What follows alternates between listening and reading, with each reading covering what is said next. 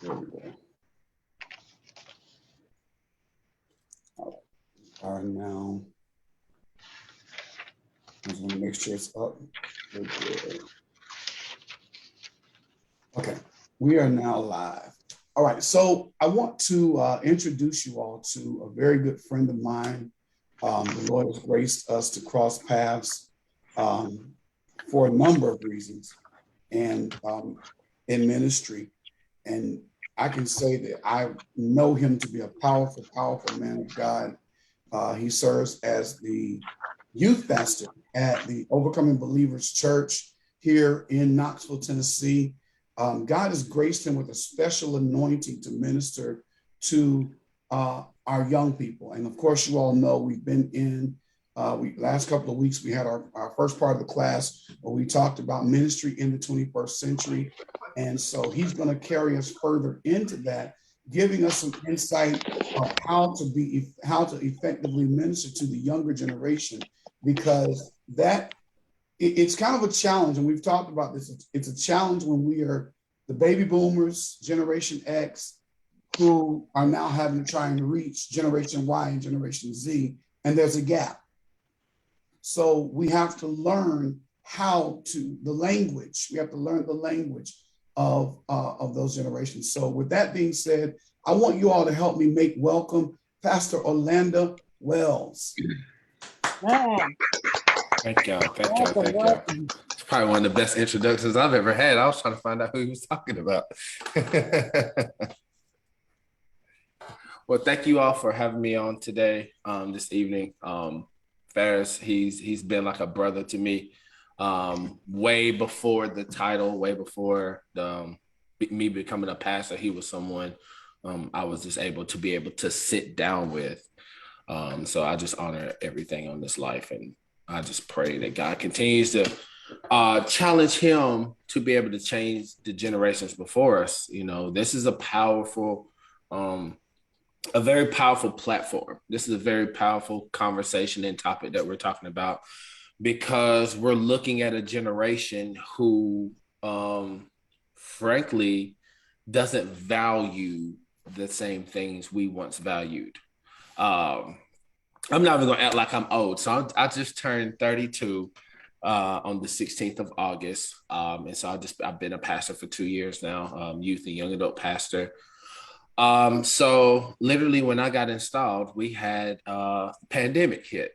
So literally 2 weeks. And so God has literally been able to shift and transition some things, even with my mentality when it comes to youth ministry, because it's easy to do it when everybody's there, but there's a different grace when you have to build something from ground up.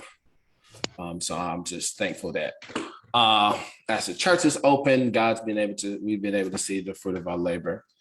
So I was told by Bishop that we were talking about ministering to the 21st century, correct? And so this topic we're going to call the text generation. As we see, kids stay on their phones, and the way how we communicate has changed over the years. The way we communicate has changed over the years, and most importantly, the need to communicate has changed over the years. So I want to kind of just give a little bit about the reason why I felt like God was literally leading me into this topic. So I serve as the youth and young adult Overcoming Believers Church in Knoxville. The church I serve, and this is probably going to shock you all. The church that I serve is almost 1,400 members. And although it served 1,400 members, it had no youth ministry before I got there. So you can imagine from a church that has been that powerful, that driven, that impactful in the city of Knoxville, but for six years without a youth pastor. So without a youth ministry, a youth vision, a youth direction. So you can imagine the generational gap when you have almost, let's say, 1,200 are 35, 40 and up, and you have maybe 100, maybe 100 who are under the age of 18. So that was literally what I was, God had placed me in to be able to build it from the ground up. So I want to say that it has literally taught me that building and touching this generation has a different grace. It has a grace that we all have, but we may not know the how to. And so what I wanted this topic to be is practical. I want it to be a conversation back and forth. I'm gonna give some of the things that I've been able to learn within this time of like maybe 3 years total of youth ministry, to be able to impact, to be able to get the generation who is literally looking for something. This generation will literally go after the 90 and search for the 10, and they will value that 10% more than that 90. So the four pillars, as we go forth, the four pillars of this whole entire conversation is going to be, number one, it's going to be relational ministry. The second topic is going to be relatable ministry. The third topic is going to be apologetical ministry. And the fourth one is going to be reachable ministry. Relational as in, can I talk to you? Are you going to be there when I need you to be there? Can I see you? Can I touch you? Can I expect to be able to call on you if something's needed?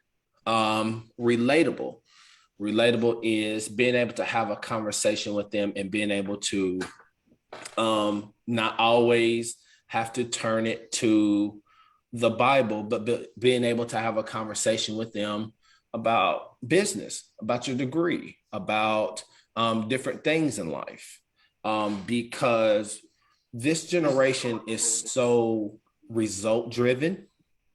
And that's why I'm leaving reachable ministry is so, because the millennial and the Generation Z are so results driven, and it's a part of the culture. I know we've heard different sayings like self-made. This generation loves to be self-made, love to be able to put their hands to something and seeing it turn into exactly what they have. One of the terms we've heard majority is being able to manifest something, manifest dreams, manifest something that they have always wanted, manifest the business. So being able to have relatable ministry, being able to talk to them to where they're at, being able to be vulnerable, being able to say, I really don't know, but being able to listen. The third one, apologetical. This one's a big one to me, because these two generations, millennials and GZ, they have a lot of questions. And oftentimes our questions are met with our cultural traditions instead of the Bible, instead of being able to break it down to what we believe, where we got it from, and being able to say, hey, I may have been wrong on this situation. I may have been wrong on this topic. And being able to have a defense for some of the things that their culture is being presented to them. Being able to say how the church has, and this is going to lead into 4, how the church has been called to be the hands and feet of Jesus Christ, but we're not out there. That we rather, I'll use an illustration. When Jesus was speaking to the Pharisees, and he had mentioned that they were so big about the cup being, he was using a parable about the cup being dirty on the inside, and they were so focused on the cup the appearance of it, that they were doing it all wrong. Jesus, like, first you clean the inside of the cup, because what you're bringing in is more harmful than what is on the outside of the cup. And so being able to reach them, I'm gonna show you all a couple of books as we go forward, that I feel like has been very, very important for the apologetical ministry, being able to answer questions that they may have. And reachable ministry, reachable ministry, meaning, can I have your real phone number and call you when I'm going through something? Can I see you? Can I speak to you based on the level where I'm at, and you're going to be okay with it? Being able to walk with them, being able to say, hey, we call it discipleship. The biblical term for that is discipleship. Being able to walk with a person even when they mess up, even when it's ugly, because this generation will, I always say this generation will break your heart, and they will break your heart with some real things that you may not know, you may not be prepared to talk about, but they're needing you to be prepared to talk about it. Being able to say, yeah, that is, being able to say, hey, I'm there for you. Let's talk about it. And then after you get off the phone, being like, oh my gosh, I can't believe that was going on. Being able to show them that you're there, being able to be a reachable person, and not just in the church. Okay. So the importance of relational ministry, being able to touch one another, being able to say that our relationship, us being the body of Christ, extends outside of Sunday and Wednesday or Tuesday Bible study and Sunday fellowship. Bishop says something to me during a lunch that I took as a principle going forward, that has impacted my youth ministry. And it was like, deliverance is just not on Sunday. Deliverance begins on Sunday. We could do all that we want to. We could lay at the altar. We can tarry all day and all night, but deliverance starts Monday. Hey, you just got saved. Can I take you can we get a cup of coffee Sunday? Can we go get a cup of coffee on Monday? Hey, I bless God that you here. Is it a way that mean you can go to, can we go to Starbucks? Can we go to, what's that little restaurant where they have the sandwiches at? It's really small, starts with a P. Panera.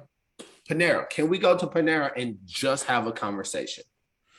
Because oftentimes we want to be, we're so used of a generation being touched, but sometimes we want to be talked to.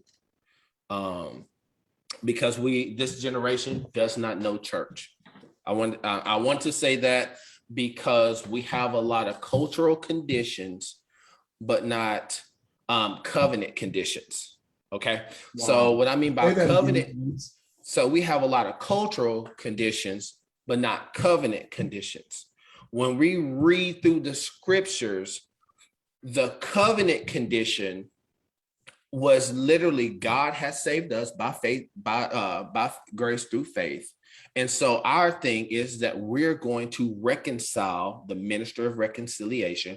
We're going to reconcile those same relationships as God has reconciled the relationship through Jesus Christ.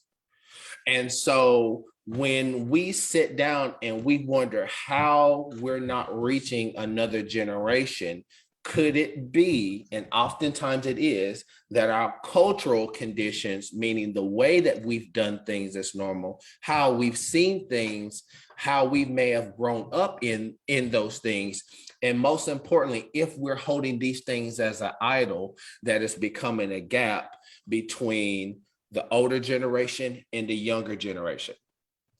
Because one of the things that this generation will do, and oftentimes we may label it rebellion, but it's challenging.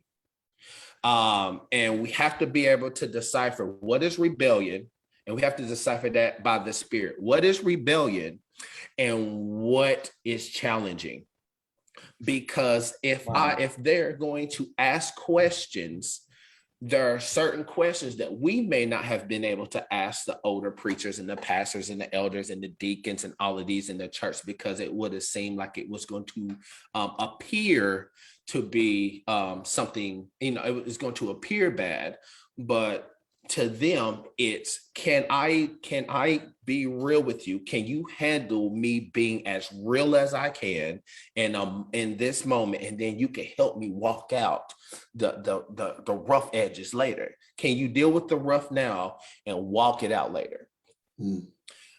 So relational ministry, just the definition of relational is an intense situation that both parties are involved. So that means I'm here for you. I'm wanting to know about you. I'm willing to be there with you. I'm willing to step outside of what I may know, how I met the circle that I may have, in order to reach one. Paul says that in the gospel is really strong. In the epistle is really strong. He literally says, I become all things so I may reach one. And that doesn't mean that he is forsaking the faith, but he's willing to forsake traditions. And that may not be church. That may, because we may be in auxiliary ministries within a church, and so we may follow order, but that does not mean, as I am reaching one, that I'm allowing the cultural to condition me not to be able to touch another, not to be able to break myself down and say, yeah, I may be a pastor, but I'm a person. Hey, you don't have to call me pastor all the time. I'm literally coming to your game, and I'm not calling you man of God. I'm calling you Jermaine. I'm not yelling man of God. I'm calling you Jermaine. Put the ball in the hoop. You know, cheering you on. I'm not thinking about yelling out of scripture. I'm wanting you to play defense.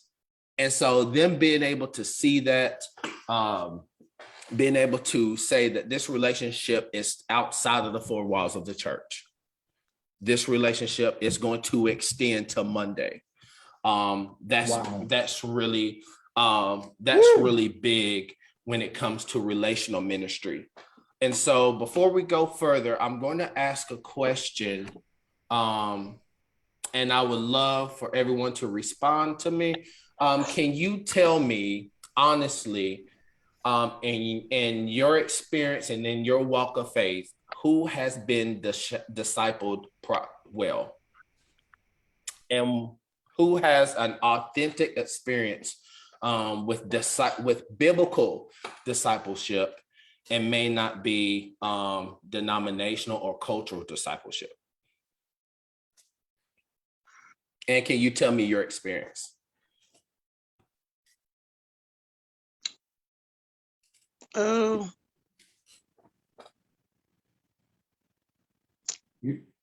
me make sure I have the question correct.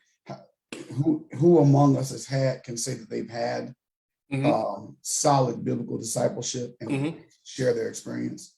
I'll give you an example. So before I got saved, the culture that I came up, I was a gang member. I was a gang leader. And one of the things that I became, y'all may or may not heard, it's called Viceroy Nation. And it's a very, very disciplined belief system. It's a very, very, we looked at each other as brothers. But one of the things before I became, as soon as they welcomed me into brotherhood, they literally took me under their wing to be able to learn the how-tos.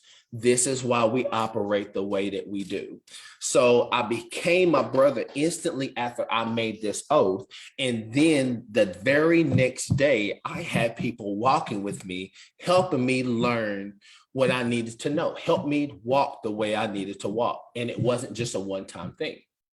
And so in our culture, sometimes it's a shame that when I flipped and God had saved me and brought me to the church culture, I realized that even within the first 2 years of my walk, I was discipled better as a gang member than I was as a Christian, when we see it throughout the 4 entire gospels of walking with other, 2 to 2, 70 to 70, all of these things. So that's the reason why I wanted to ask that question: who honestly can say that they were discipled biblically, the way that it is described within the scriptures?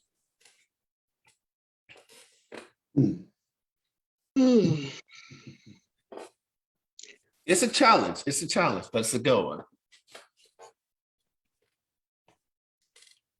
Well, I myself, when I was home with my mom, I didn't have that biblical and steady foundation as far as the discipleship. But when I would be with my father's people, it was totally different, because we lived church. It was always Sunday school. It was always Bible study. I would always see my grandma witnessing and talking to people in the streets. Everybody acknowledged who she was. My uncles, deacons, and uncles, pastors, and it was totally different. So I had part of my life, my upbringing was all about ministry. And going back and living with my mom during the other parts of the year, that's all I could feed on or think about, is what I was learning when I was with my father's people, because my mother's people, they wasn't around like that. So, I mean, I could say if I was with my father and my mother, it would have been a very strict upbringing as far as the word. That's good. That is good. That's very good. I needed her to show the contrast between going into one household that is highly spiritual all the time, and then a household that it may not have been that home structure.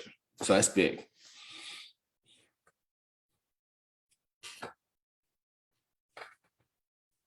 Anyone else? I think you put the caveat in. The biblical side of things. Can we see the model of it in that? Like you said, when you were vice lord, you saw a biblical model, even though it wasn't attached to a biblical culture. So yeah, some of us, I think when you put that biblical model on there, now when we think about the difference between the biblical model versus a cultural model, that changes the whole conversation. And so when we think about even looking at gangs and why they are so effective, how is the enemy using the tactic of gangs so effectively to take down so many generations from the 50s on? It gave me a different perspective. It was because, one, the enemy is using a discipleship principle of the Bible, but he's using it and twisting it to work its way.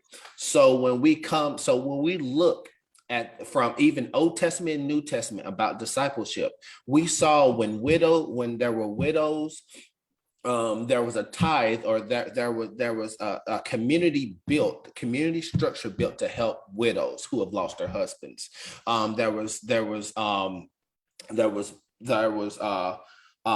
structures and systems built to help those who may be homeless. There were all of these things and structures that were put in place. And so, looking at it in that perspective, the enemy is only doing what we were supposed to be doing for decades and centuries, but he turned it to use it against us, but he used a similar model of the church. So if we look back to when Jesus put these principles back in 30 AD, we say, I think, when Jesus hit 30 AD, these are principles that now should have been, that began, almost 1980 years ago. And we're still right here in 2021 trying to figure out how the enemy is wrapping our youth. How is he drawing them to this? Because some of these systems are built to draw fatherless homes. So when the biggest model that they're seeing of what we would say a godly man or a true man of God is the man who is on the corner, and he's been able to take him under his wing, disciple him on how to get money a demonic way, how to survive a demonic way, how to maneuver a demonic way. And then we're wondering why there's more men in the mosque than there is in the church. We have to look back and say, have we been discipling well? And how can we use the system that was first given to the church and given as disciples back to turn around and reach this generation? And so we literally have to get the right picture of the model, see that, okay, the enemy is literally, when we say the enemy has been using God's system and God's way of doing things for his glory, for the kingdom of darkness, now we can look at it from a practical standpoint and say, these kids are literally joining gangs, and then they're learning how to read what we had called the scriptures and reading literature on that very Monday, the next day. But when somebody gets saved during the church, or when somebody new comes in, are we giving them their phone number and saying, hey, if you have any questions, don't mind giving me a call. Hey, can you come out and do this?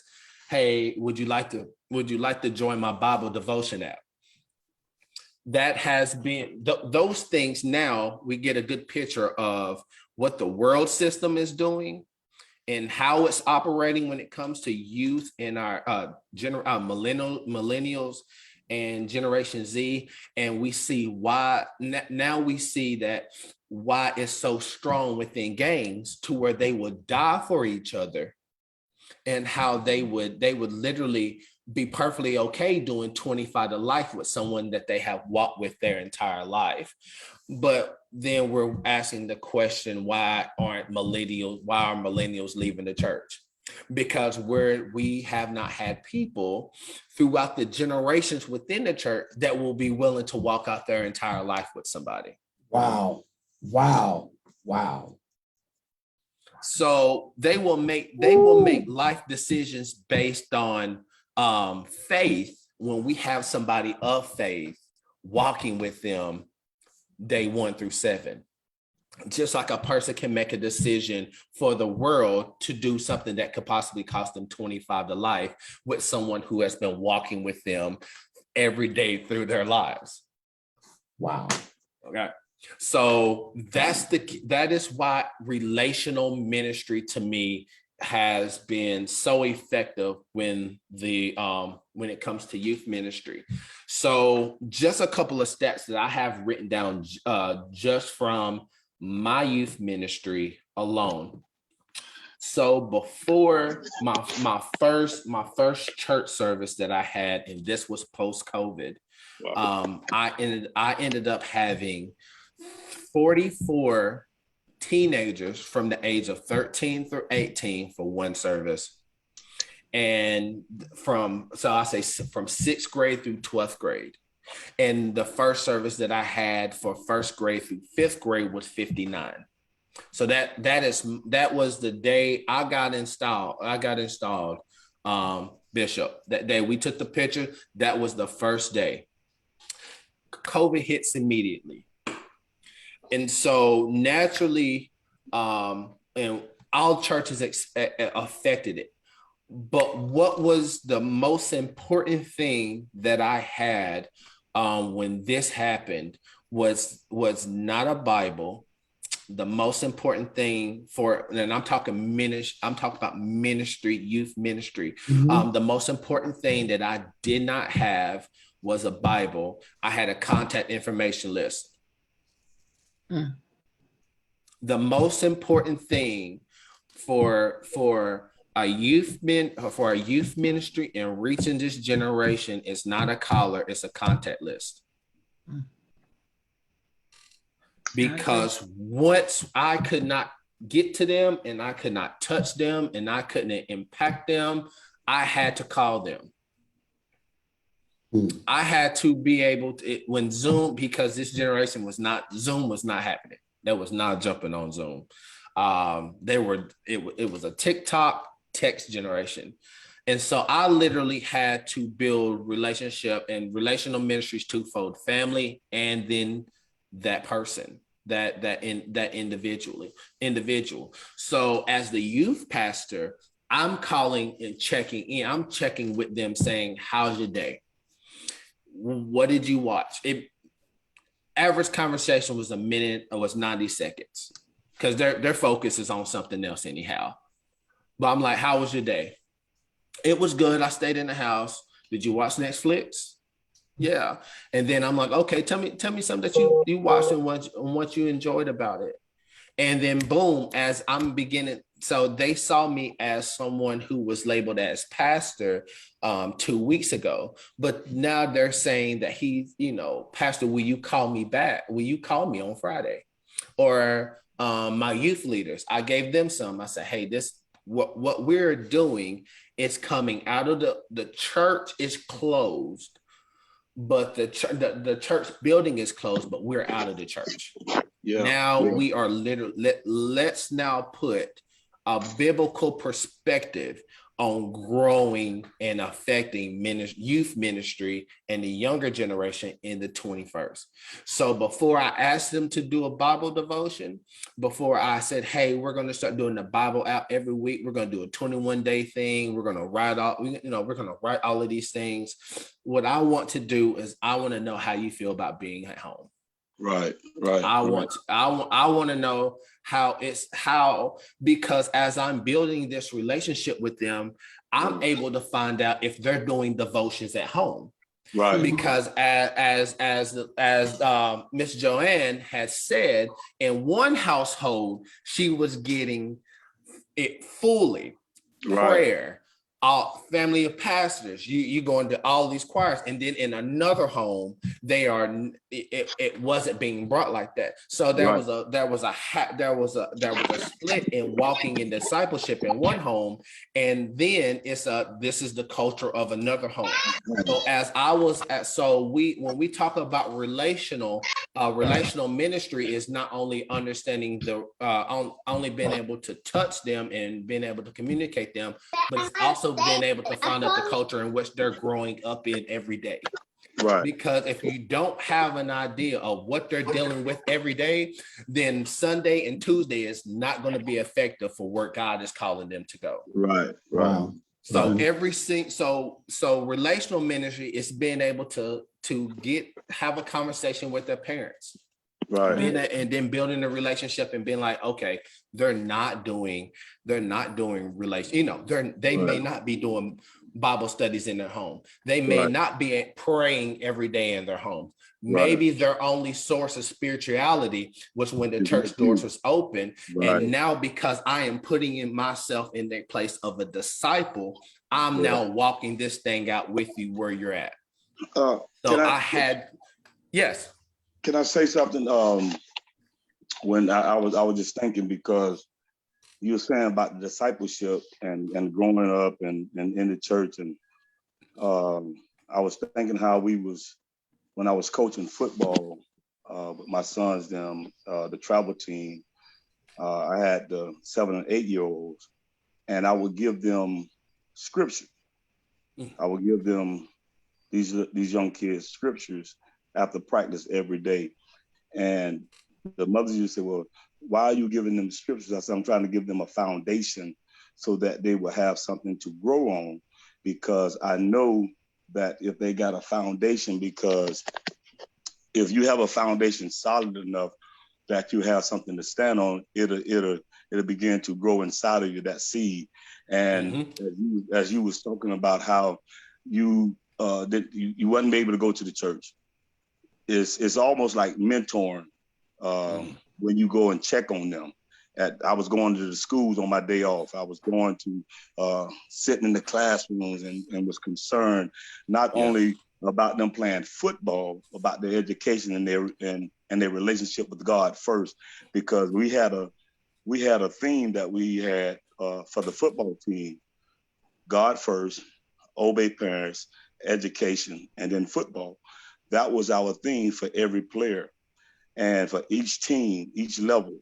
And God allowed us to see that seed that we planted is now 4 young men from our camp, our team in the NFL, because we told them the choices that you make today determines your future.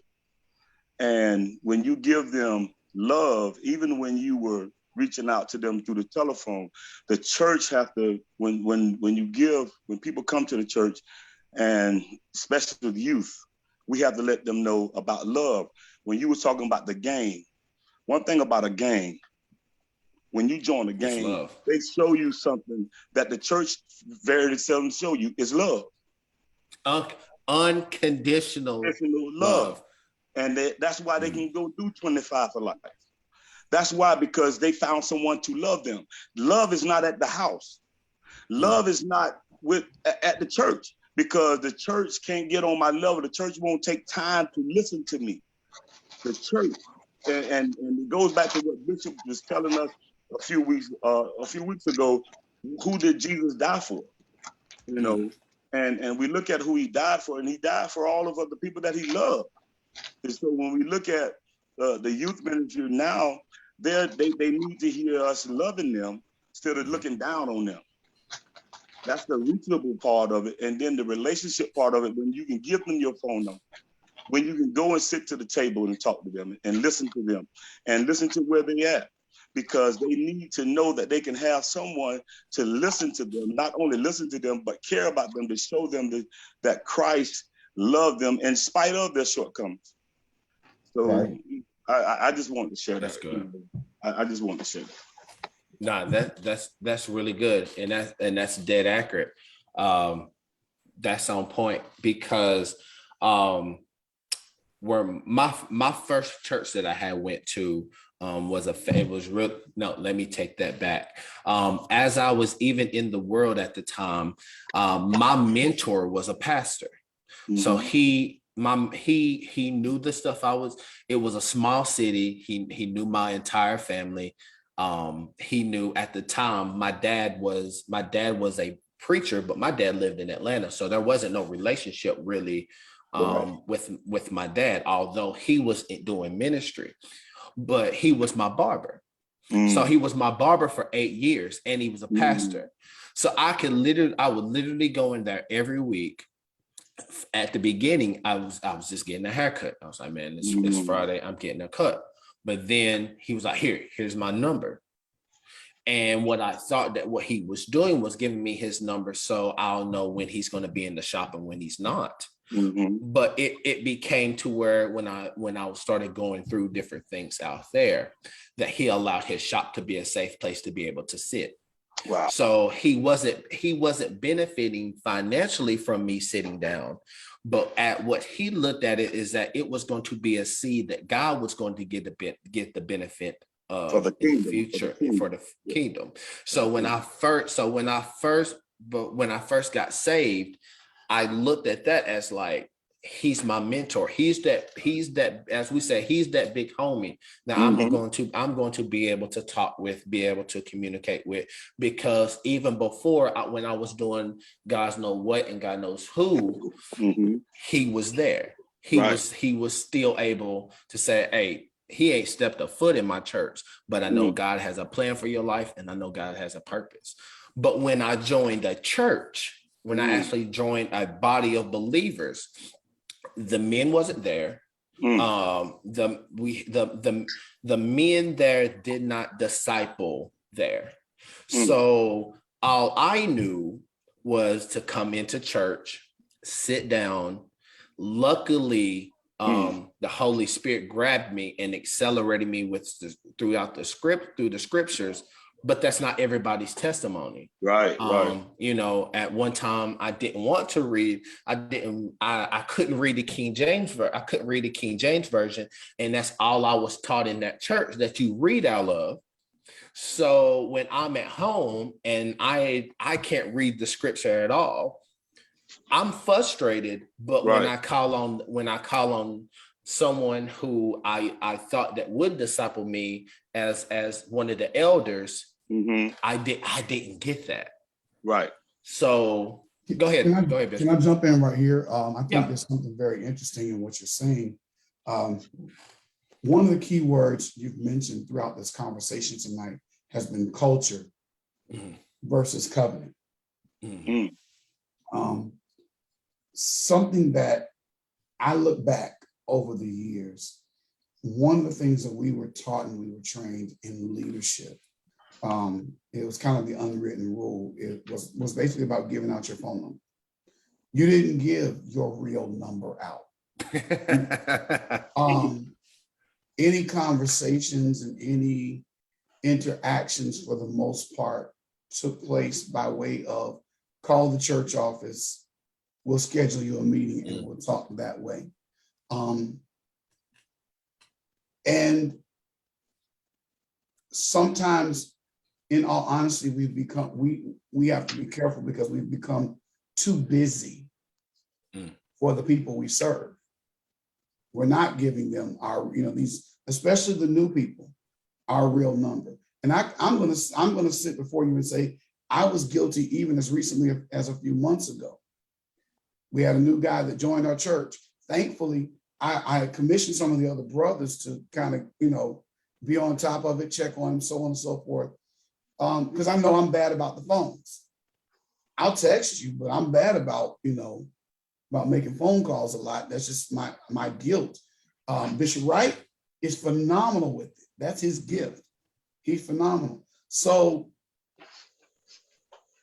hearing this tonight really makes me rethink my approach. See, I'm not even coming with all the things that the Holy Spirit has taught me thus far about relational ministry and all this stuff. I want to say to all the students tonight, I'm not even coming in with the expectation that I know it all. I brought somebody in. One of the things I learned from Bishop T.D. Jakes is staff to your weaknesses. If I know I'm Generation X and there's still a lot for me to learn, I've learned a lot prior to Brother Orlando being on with us tonight. I've learned a lot just in studying, but I brought him here because there's insight that he has that can help all of us. And I'm included in that.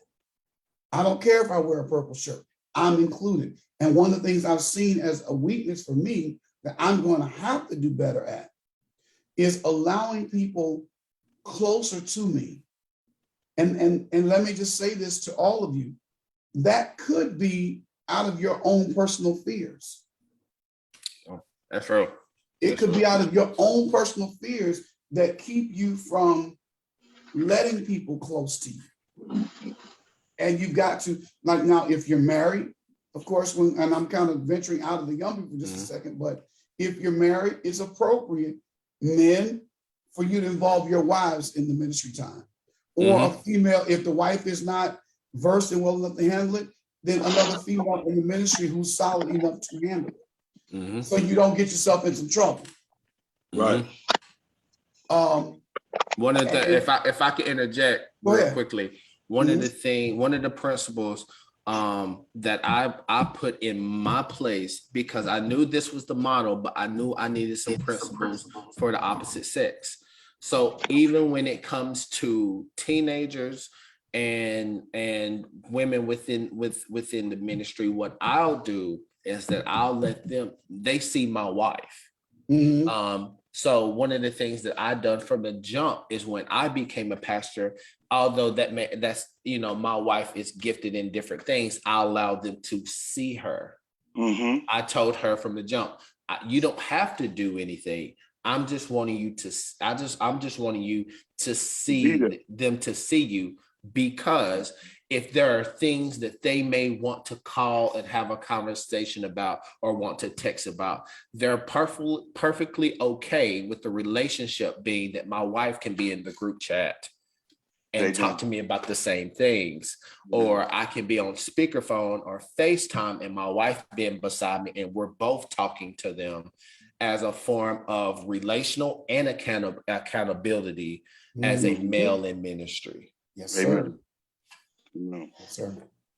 You So, know, yeah, I just want to jump in and say that this was a thing that even as you've been talking, that has challenged me to another level. I've got young people who want to be a part of the ministry, want to do some things, but now I've got to be more relational because they've got a lot of stuff pulling on them. Mm-hmm. So we've got to own that and be involved. Go ahead. One of the most impactful things I could probably say that I've experienced within my youth ministry is that youth ministry is probably one of the most least volunteered, least supported places when it comes to ministry. So when we see that the ministry of helps is bigger than helping the youth, then we have to, there's something being brought. When people want to serve the pastor more than they want to be able to serve the kingdom, I had to realize that's big. What I realized and what God literally switched it after like even a few conversations with my pastor. My pastor said something in the meeting where I started realizing that more teenagers and more young adults were becoming more volunteering when it comes to the children's services and the teenage services, and I was frustrated. And it was a fruitful frustration because my pastor said something that in my culture I had never experienced. He said, what if God is putting all of these people around you who may not know God right away, but are doing things to be able to serve him? What if the catalyst of them meeting the Savior is just a relationship and being able to serve because of what you are to them Monday through Friday? They're willing to do whatever that they can to help what you love, and then they fall in love with what you love. Wow. I was sitting there in that meeting and I said, you're right. He said, what if God put them there to be able to see you walk out your faith when it's challenging, being able to talk to them on a real level, and then they're calling you, hey man, hey, what are you doing this Sunday? I want to be able to set up the stage. I want to be able to jump in the costumes and give a whole lot of energy while the kids are doing praise and worship. What about if your relationship is the bridge between them and God? What if you, so I was like, he was like, because they're serving him, but they're learning him at the same time, because they're hearing what you say. And they're also on Sunday and third Tuesday, they're hearing what you say. And on Monday through Friday, they're watching what you do. Wow.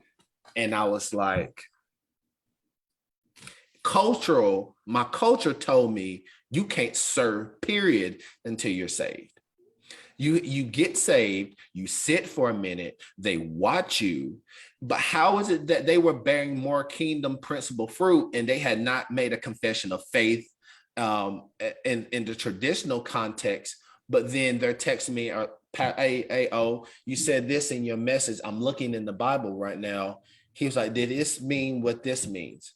And then boom, I'm able to be taught with them through there. So what if we have to get out of thinking the traditional way when God is so much bigger than tradition. And that's what relational ministry taught me, that I can't limit the way that God is going to bring people into the kingdom by what I have experienced, by what I have seen. And as I was sitting down in quarantine, I had watched a video on YouTube, and it was and then I had met somebody that goes to his church that's on his staff, and that's Joel Osteen. And one of the things that they said, and Joel Osteen has thousands, I think it is, I forgot how big they said that his church is, Lakewood, but it was a former NBA arena. But Yeah. every new member who submits something online, every new member that turns in their card, every new member that walks up at the church, Joel Osteen calls them the first week. Personally. Personally. Yeah. And they had people talking about why they are still giving, why they're still serving in youth groups, because he would, even when he would have information that, hey, how's Sally, how's Tim, how are the two kids, how are y'all doing? He's literally making a call within the first few days of them making a confession of faith and just saying, hey, how are you doing? And that changed the game for me, because I'm like, this guy has 40,000 members and he's still picking up his phone and calling the individuals that's either coming online, and he's even done this through the pandemic. I was like, I may absolutely hate his teaching, but look at his kingdom model. Look at the principle, yo. Look at the principle. Because it's for the kingdom. I hate the teaching. But I lacked what he learned. Mm-hmm. I can't say when it comes to relational ministry, he's here. But yet I had 20, 25 teenagers, and I'm not willing to give out my number and call them when he may have hundreds and hundreds of people joining a Sunday, and he will take an entire day just to call them. And I can't, and I'm too busy studying. I'm too busy in this I'm so spiritual, I can't make a phone call or a text. That was my conviction. I was so busy reading Genesis that I couldn't make a simple text, but this man is literally calling hundreds and hundreds of members the first week they say that they want to join the church or they want to get to know God. That's to Cap. That's relationship to me. That was relational ministry 101. I said what I learned about theology is not relational ministry. What I learned doctrinally, it was not relational ministry. Everything that I had learned from seminary down did not teach me relational ministry. It was when I picked up the phone. Relational ministry was not a course. I did not get a credit for it. That's right. And I began to see, I learned where I lacked. And so just this week, two of my girls from my youth ministry, this is the first time they were able to play volleyball because the sport was closed down last year because of COVID. And I said, I'll promise you, I will be at your first game to see both of you all play. At that game, one of the things I did for relational is that I don't know the game of volleyball. I don't know if all of them saw me. But what I had done is I took a picture of where I was sitting at. And when they got on the court, I took a picture of where they were at. And before I even left the game, I sent that picture to each one of them. And I said, you did an amazing job tonight. So when they got their phone, they can't say, and they look at that message, they saw that message at 7:59 p.m. Their game didn't end to 9:30. So they know that I was there. Right. They may not have saw me, but I was there. They may not, so they're not saying he was relational. He kept he was there. Right. And that's important, because when you go to support them, you're not supporting them as pastor. They hear your voice. I have went to some of my members' kids' softball games, and watched them play softball, and just was there. And one of the young ladies was like, "Pastor, you came." I said, "I told you I was gonna come." My son didn't play baseball and stuff like that, and just to be there to support. and them to hear you, just like you say, they don't always call you, Pastor. Mike, how you doing? I'm good. I'm just here. Just play your Perfect. game. Yep. They need to see that, especially now at this time, trying to reach the young people. You have to get on almost their level. I was sharing today with a young man. We lost a young fella, just turned 20. I worked with this kid and back up in May, and he was talking about the games. And I told him, I said, how much do you love the game? How much time you put in the game? He said, well, I just joined. I said, well, did you? He said, yeah. I said, do they love you? Will they die for you? He said, I'll die for them. I said, no, I didn't ask you that. Will they die for you? He said, I don't know. I said, but you would die for somebody that you really don't know. He was like, what you saying, Mr. Rivers? I said, Jesus died for you and he didn't know you.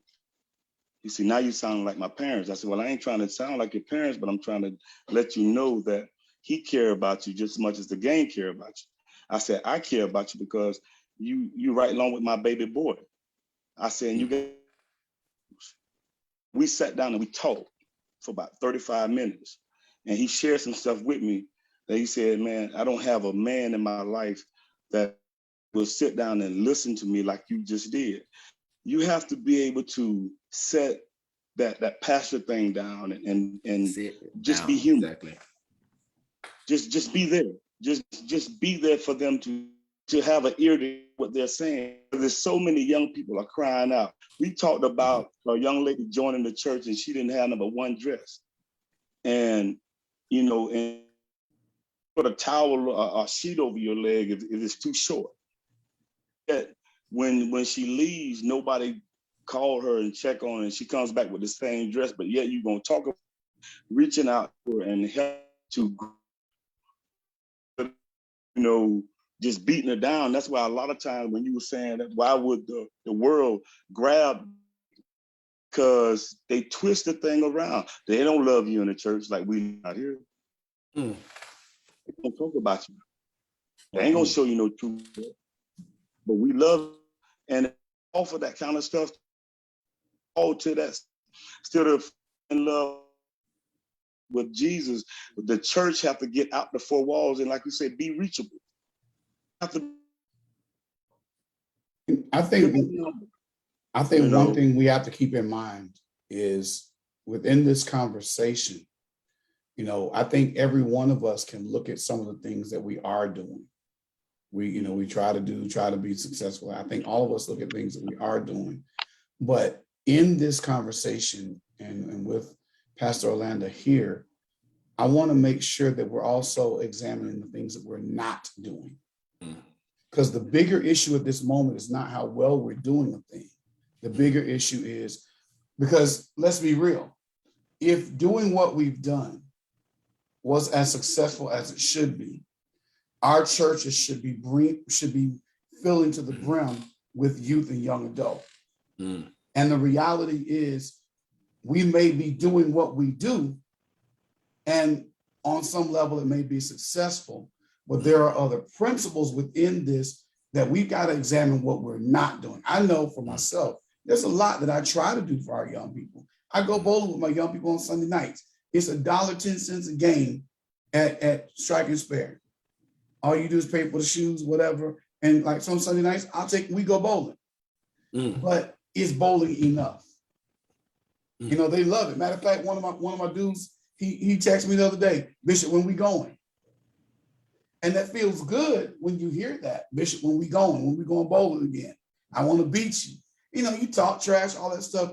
But for all that does, there's still more for me to learn. There's still more for every one of us on this line to learn, which is why I brought Pastor on to teach us, to share with us tonight beyond what we've been doing. Because we, like I said in one of our previous class, we celebrate and we believe our own press reports. But we have to now examine, what can I do better? What can I build on as a minister of the gospel that will allow me to effectively touch the lives of these young people? One of the biggest things, one of the biggest principles that I stand by is that I can't call myself a minister, and I would not call myself a pastor if I could not pick one or two people from my church that I am literally going to walk with. That was taught to me by a mentor of mine, to where he says, even though I am a pastor, I'm not just discipling ministers. I am discipling members. I will literally call and walk. I'm picking two people in a year that I'm saying, no matter what happens, I'm going to walk with these people. I'm going to talk with these people, because then they see that and attract someone else. One of the topics that we're going to talk with in this lesson is that this generation is the most powerful evangelists that we know, that we can find. I'm not talking about the itinerant minister that we've labeled evangelist. I'm talking about when I'm talking to one kid, and I send a clip of his touchdown to him that I wasn't able to go to, but then I say, hey, you got some friends you think you want to bring Sunday? Yeah. And then as me thinking small, I'm preparing for 25. He invites 20 of his football team. And now I'm sitting here trying to figure out, what am I going to do with the space that I have? Because I have no space to be able to teach in. So I literally sat down with them. I moved all of the little plastic pulpit thing, the little table, I moved all of it, and I began to sit down. But then I realized, I was like, I'm walking with him Monday through Friday. I see him and he's like, hey, Pastor, do you mind if I go to the wilderness this Sunday for Labor Day? I said, absolutely not. You killed it out there on the field, because I was conditioned that you don't miss church. What I did not realize is that he still invited 18 more of his teammates, and they were there. Even when he was missing, he was still evangelizing. Hey, Pastor O's cool. Won't you go? Hey, he's doing 12:30 service today. Boom. And so I have one kid evangelizing almost the entire 60-man football team just to be able to hear something, all because I'm walking with him and his twin brother. So I'm literally like, the two that I chose in youth in our church, the two that I chose now has connected 18 more to me. I would say that I don't have the capacity for 20 every single day, but I'm able to now be effective with it and send a group. So in Monday motivation, I'm sending you a text, sending a prayer. We're using the Remind app. So we're all together, and I'm sitting here, all of us, 25 of us, and I'm sending you a text prayer. Hey, I know y'all got a game today. I'm rooting you on. I can't be there. Here's a quick prayer. Let me know some stats. Boom. As soon as the game's over, my phone's blowing up at 10 p.m. and they're letting me know the stats of the game. Mm-hmm. All because I said that I have to come out of my comfort zone, because I'm learning to be extroverted, but I'm naturally introverted. And so I'm literally saying that I have to come out of my comfort zone and to be able to do what the kingdom's calling me to do.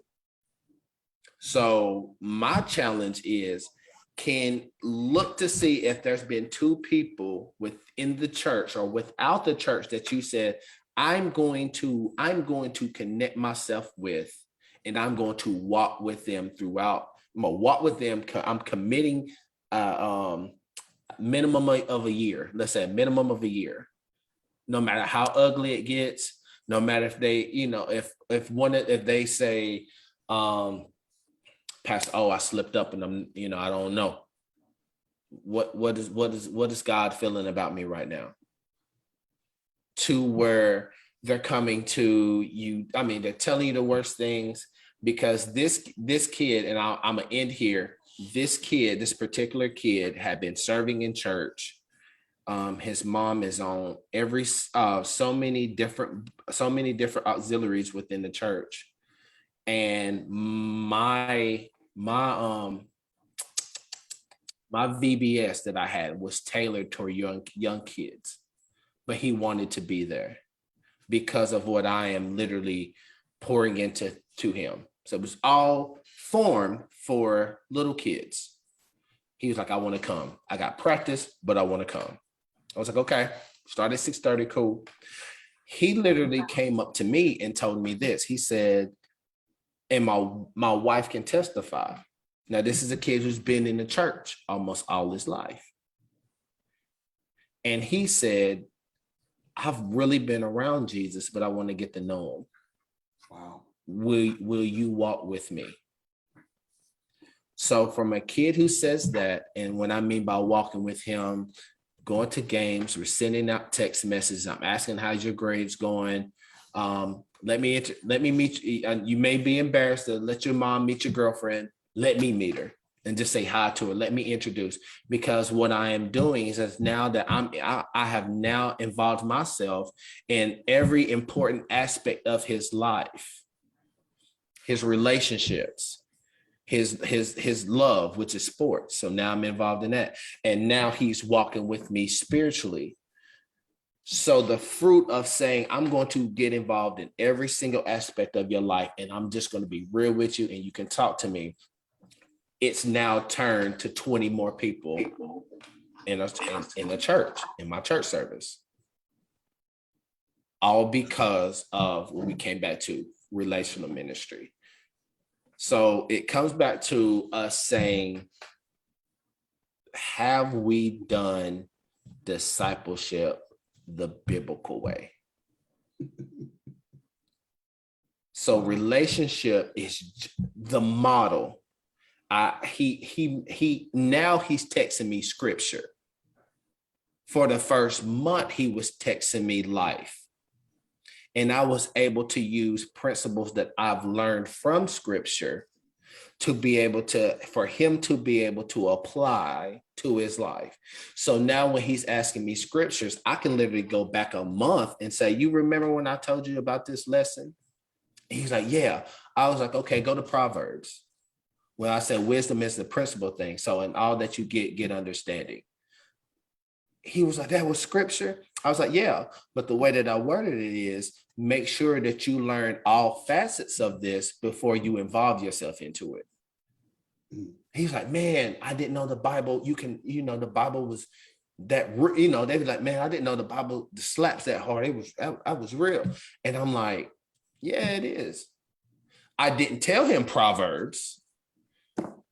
My job was to give him a seed. And that seed didn't come saying what verse and what scripture it was, but it was coming from the scripture. And that began to where it's like Jesus acted before he gave. And I love that. Jesus there was so much that he did before he went to the temple and started teaching. That was a day thing. But when he was like, the Son of Man doesn't have a place to sleep, and then all of them they're literally trying to find somewhere for him to sleep, and they're going and they're doing all these things, all because he was walking with them Monday through Friday, relational ministry. So to kid off, the most important things is to be able to say, this is where I have lacked at, this is where I can get better at, because my weakness was administration. I was able to call them, but there were some that I was letting slip between the cracks. And so I said, boom, it's not going to happen no more. My gift is not administration. I'll get better at it, but I'm going to tap someone who's gifted in administration so I can continue to do what God has called me to do without a title. He called me to be a disciple. And that's it. That's it for today. That's all I got, Bishop. Wow. Well, no, No, man, I let like me that. say that's not all you got. You really you hit hard tonight. And in your words, that slapped us real good. That slapped us real good. That really spoke to all of our lives and challenged us, gave us an awareness that we may not have had before. So we thank you, Pastor O. We thank you, all of us. We want to say thank you. Yes, thank I want to do this really quick. I want to hear from Prophet Shaw, Pastor Jones, Lady River. I want to hear from each of you, 30 seconds or less. What blessed you tonight? What did you get tonight from what you heard? Prophet Shaw, ready, go. What didn't bless me? Thank you, Pastor Orlando, for coming on and giving us all of that. What really got me was relational. I'm big on relational. So that really got me, and it showed me something, because as you were talking, I was thinking back to the churches that I've been to, and even how they were untouchable. It's not really being busy, it's just being untouchable. And that's a big thing, because when we're in need, who do we reach out to? Who do we call on? If the pastor's untouchable, who do we talk to? And we've been built to call on the pastor, and if the pastor doesn't, then that tends to offend us. So that was a big thing. Even as you were talking, and I was just like, okay, so back in the day, we did basketball games, we did these things for youth, we did all this, but times have changed. It's a big transition now. So how can we reach the youth where we are? And it's not going to be the traditional things that we used to do. So now we got to step up our game. So I just thank you so much for everything that you have. It's so much. I got notes and notes over here. Thank you. Thank you. Right. Lady Wright. What I got out of it is that he said God is bigger than traditions. And that's what I grew up. I'm the the baby boomer. So I grew up on a lot of traditions. But thank you again. I got a lot of notes too that I wrote down. I'm learning really to be relational with people. We strive to contact people, when they're missing, even when they're not missing, just call, check on them. We don't have that many youth in our church, but the youth that we do have, I call them regular because they've been missing a lot.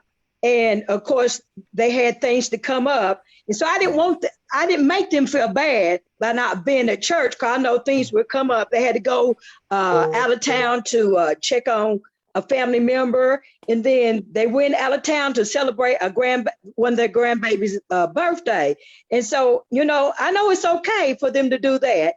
But I thank God for what you have shared with us. It's amazing.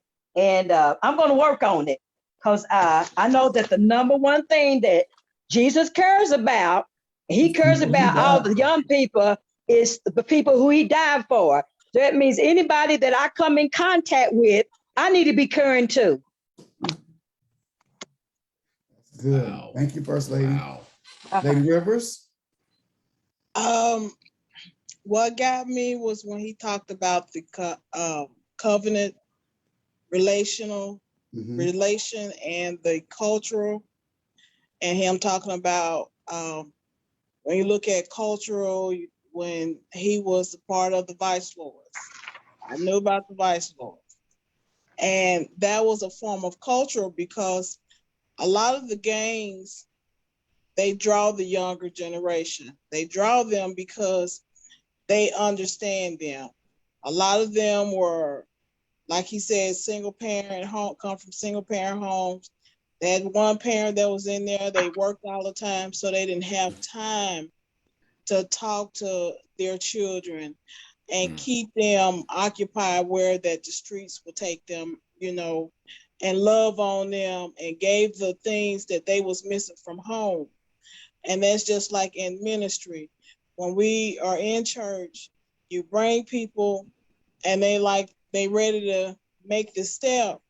And it's like once they make that step, it's like they're out there by themselves. Mhm. So it's like they see one part, but then once they completely come all the way through the door, then it's something totally different. And so they're like, I don't think I want to do this. I just stay out here where these people gonna keep in touch and communicate and love on me, because the church is supposed to be love. But when I go to the church looking for that type of love like God gave and Jesus gave us, they don't see it nowhere but out in the streets. So I was really thinking about the cultural and the covenant And the covenant. part of the relationship. That's good. Pastor Jones.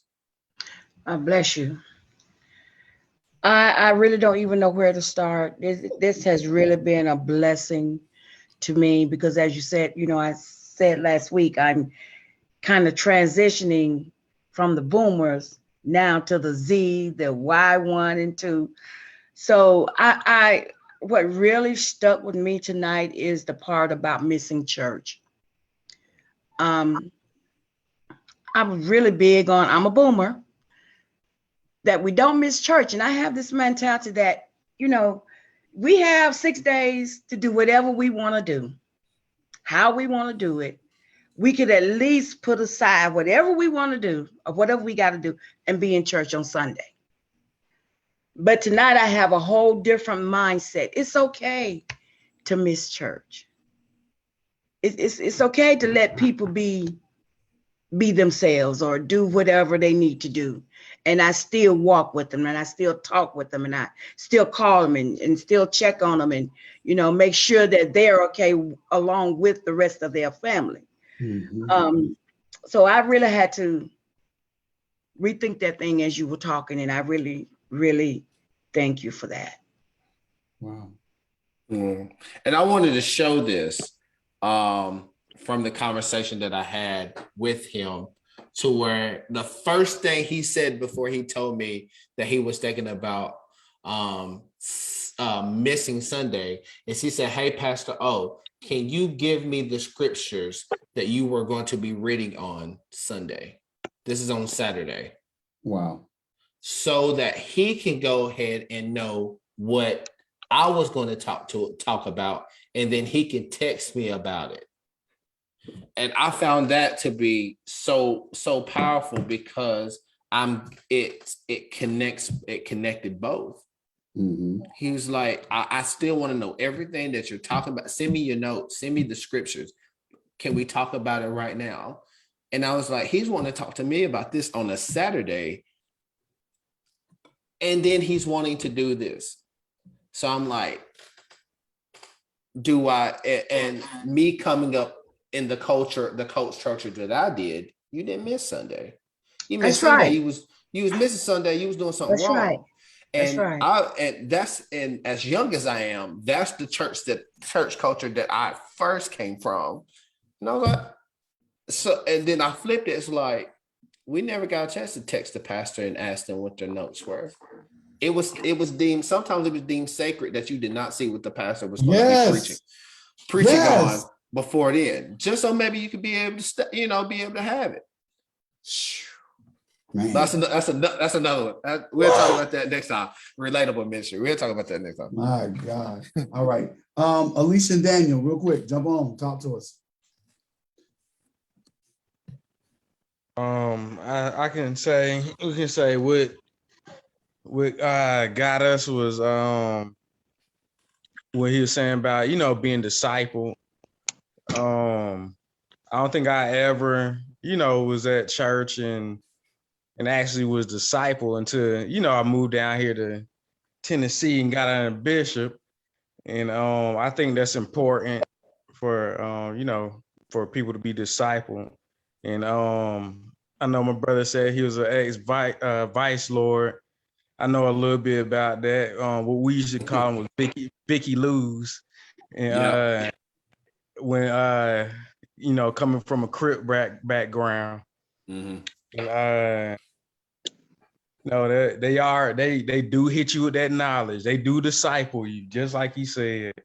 They soon as you get in, you get you a knowledge book, a new name, and they show you the ropes.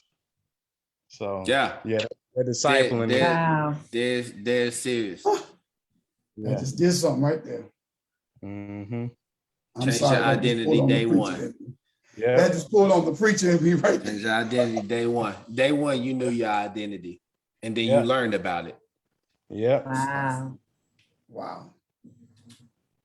All right, Alicia, let me hear you.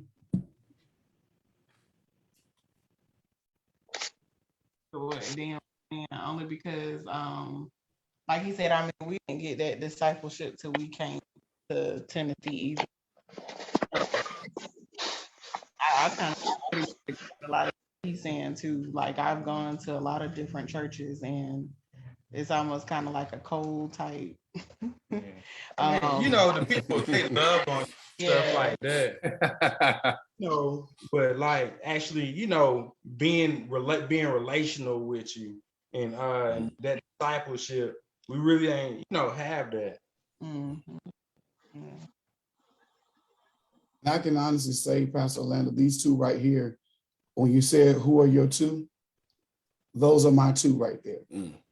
Those are my two.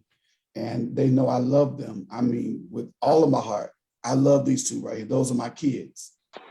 Yeah, I mean, I'm not too far removed from their age, but at the same time, I'm literally their spiritual father.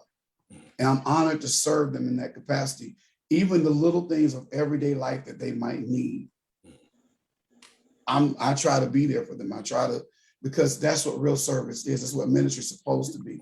And so they are teaching me how to be a father. Serving them is teaching me how to be a father in the spirit. And I want to say this to every one of you, and Pastor Mike, we're going to close with you. I want to say this to every one of you. One of the challenges, it might seem daunting, the task of ministering to Generation Y, Generation Z, stepping out of your comfort zone may seem like a daunting task. It may seem like something that you don't feel properly prepared for. When I think personally about myself, I can say to you, a lot of times I struggle with dealing with young people because I don't know if I'm going to ask the right questions. I don't even know what questions to ask. I feel like I'm sometimes so far removed from their generation, I don't want to embarrass myself. Now, I may not be speaking for any of you all, but this is Bishop talking. This is how I feel at times, trying to minister to young people. I run out of questions. I run out of things to ask because part of my culture and my mental training is I stay out of folks' business. If you don't volunteer it to me, I'm not going to dig in too deep because I'm not trying to get in your business or make you feel like I'm trying to get in your business. But love sometimes has to do that. Love sometimes has to do that. And so that's what this is teaching me tonight, to learn how to do that. All right, Pastor Mike, 30 seconds or less. Come on. Bless everyone that's here, man. To be able to, what really blessed me was that he gave his number out when the COVID hit, to let them know that he cared. He let them know that he cared about them, even though we couldn't be inside the church. I still care. And that's one thing that when you're out in the world and gangs and how they love you, how they embrace you, how they take you under their wings. And one thing the church has gotten so far from is showing the young people that God so loved the world. He embraced us tonight with the love that God has placed in him. He said administration wasn't his calling, so he had to pass it on. He had to abide in the calling which he was abiding in. it it's so much. God bless you. Thank you so much, man. I'm full right now because when I think about the mentoring that I used to do, and people keep calling me and asking me to get back to coaching because we gave them something that they can chew on and live on forever. And if we don't give them Christ right now, we'll lose them.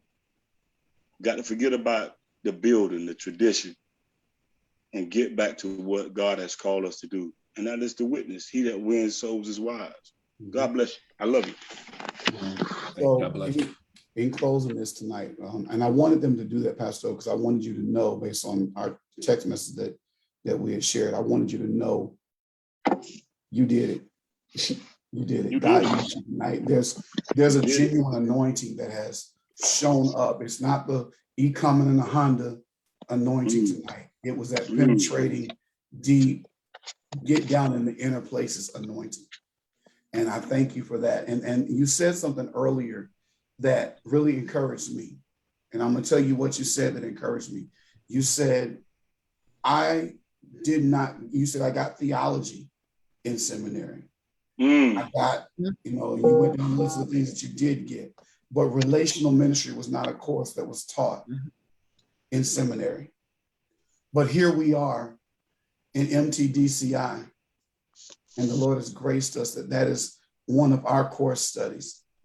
And it's funny that you came in on that note, because literally that was the last class that they had right before we started this piece, was relational ministry. So this literally tied like this into what God was already doing in us and through us. So I'm so grateful that God positioned you to be a voice to us tonight. Thank you.